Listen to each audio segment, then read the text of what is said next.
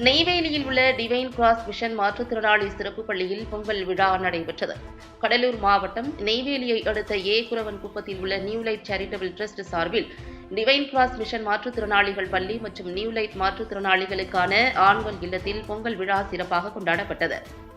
மனநல நிபுணர் சகாயராஜா தலைமையில் நடைபெற்ற இந்த விழாவில் சிறப்பு அழைப்பாளராக ஆஸ்திரேலியாவின் டிவைன் யூ சபையின் தலைவி ரோஸ்மேரி கலந்து கொண்டு மாற்றுத்திறனாளிகள் வாழ்வில் முன்னேற பயிற்சி மற்றும் கடின உழைப்பு அவசியம், மேலும் ஆசிரியர் கூறும் பயிற்சிகளை தவறாது கடைபிடிக்க வேண்டும் என தெரிவித்தார். தொடர்ந்து பொங்கல் விளையாட்டுப் போட்டிகள் நடைபெற்றன. இறுதியில் டிரஸ்டி ராஜாமணி புத்தாடைகளை மாணவ மாணவிகளுக்கு வழங்கினார். போட்டிகளில் வெற்றி பெற்றவர்களுக்கு உமா ஐயர் பரிசுகள் மற்றும் இனிப்புகள் வழங்கினார். இவ்விழாவில் பள்ளியில் பயிலும் பிள்ளைகளின் பெற்றோர்கள் மற்றும் ஊர் பொதுமக்கள் கலந்து கொண்டு சிறப்பித்தனர்.